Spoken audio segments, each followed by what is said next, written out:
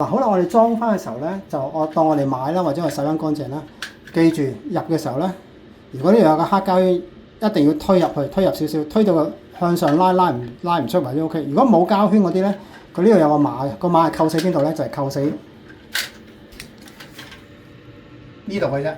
揾隻手撳一撳，一扣死就得。有啲咧就有一個咁樣騎住咁樣嘅，但係兩個碼咁樣。呢個咧就比較簡單啲嚇，呢個咧就。因為瑞士嗰啲咧，佢希望你容易啲維修啊，唔需要揾師傅都做到嘅呢個。好啦，我哋做嘅時候咧，記住呢度係向翻後邊咯，背脊。咁我哋入嘅時候咧，我哋點樣出就點樣入。嗱，大家計一計個時間，用幾耐時間可以做到個維修啊？大家可以練嘅，好多嘢練得到。嗱，擺翻落個窿嗰度，搞掂，已經裝咗啦。嗱，我再提一提大家一樣嘢係附加嘅。嗱，我攞翻出嚟。當我哋換新零件嘅時候咧，有啲朋友話咧，點解會裝咗漏水？可能佢呢度個膠圈未裝正啦，或者呢度嗰個膠圈冇食落去下邊啦。最重要一樣嘢就係咧，大家唔好忘記咧，入邊咧有好多垃圾嘅。用吸水機又好，揾毛巾又好，總之要將啲垃圾咧全部要抹晒，特別個圈嗰度嚇。當嗰個污糟嘢一塊一塊，好似喺個雞蛋殼咁樣喺個箱嗰度咧跌晒落嘅時候咧，佢就有機會令到我哋沖水嘅時候咧，佢呢一塊一塊嘢咧就會攝咗喺邊度咧？就會攝咗喺呢個膠圈嗰個位置，唔上唔落就會漏水噶啦。一漏水咧，你個水費就會好貴嚇。好啦，咁我哋而家又係咁樣裝啦，擺落去。好啦，跟住用感覺擺落個窿嗰度。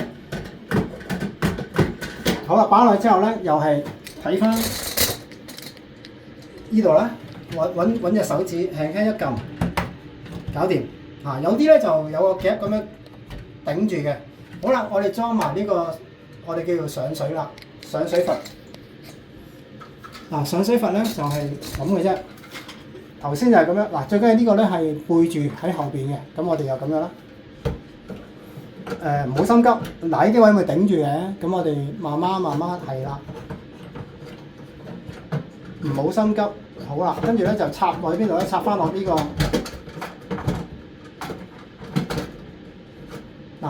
我或者個部機可以拿住嘅，插翻落呢度，一插落去會聽到。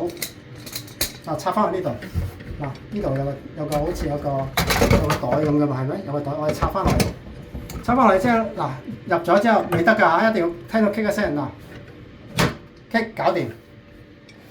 咁基本上兩個零件已經換咗啦，搞掂㗎啦。咁需唔需要水喉師傅或者需唔需要水喉工具咧？大家可以自己衡量。如果你能力係做到嘅，其實可以慳咗嗰一筆錢嘅。好啦，咁呢個容易啦。我哋呢個就係咁樣一個勾咁樣踢住，咁呢兩個窿咧就入呢兩度啦。唔係，仲有一樣嘢 ，sorry。咁跟住咧，我哋咧就將條喉咧鎖翻落去啦。基本上都唔需要用工具嘅，揾手指得㗎啦。記住，入嘅時候左右，好啦，棘咗佢之後咧，入咗啦。跟住我哋咧就揾隻手指咧，扭到佢停，緊少少嘅膠啦，唔需要太大力用鉗嘅，因為啲膠嚟嘅，用鉗咧其實會整壞啲零件嘅。好，跟住咧上埋呢個水掣。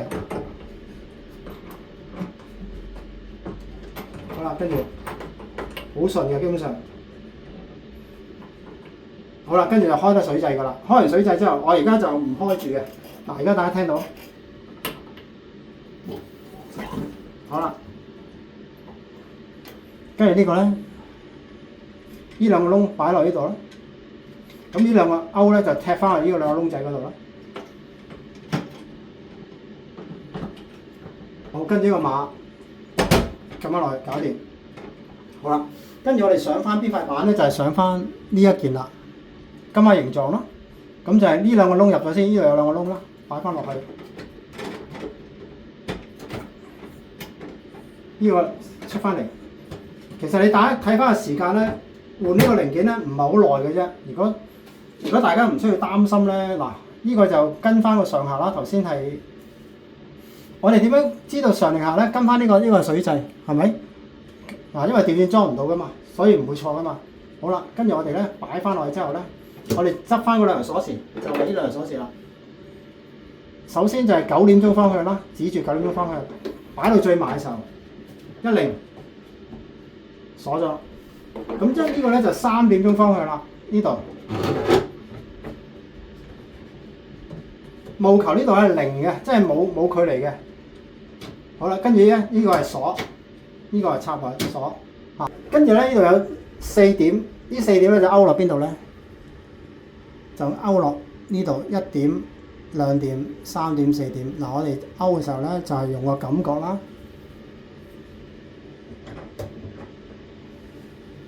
擺平咗之後咧向下搞掂啦。咁試一試拉下，如果拉佢唔跌咧就冇問題，因為呢啲一跌咗就好貴，同埋會整爛嗰啲廁所板嘅。嗱，我哋拆嘅時候咧就係咁樣啦，向上推，記住呢兩個勾嚇，向上一推拉後嚇，咁呢個就可以大家睇翻啦。咁同埋呢個位置一定要冇，即係側邊睇係0嘅貼嘅。好啦。裝完之後咧，大家一定要記住，唔好有罅側邊。有啲咧就裝到入側邊有條罅咧就好肉酸、好 cheap 嘅，一定要係貼晒0嘅嚇。同埋試一試舊。OK，咁我哋而家搞掂啦。咁我哋裝埋廁所。咁希望大家明白，其實歐洲水箱咧其實唔係話咁麻煩嘅，而且係可以唔需要專業嘅水喉工具都可以換到，自己可以做到，一定係冇問題嘅。如果大家有咩問題，可以隨時 PM 我。可以自己做。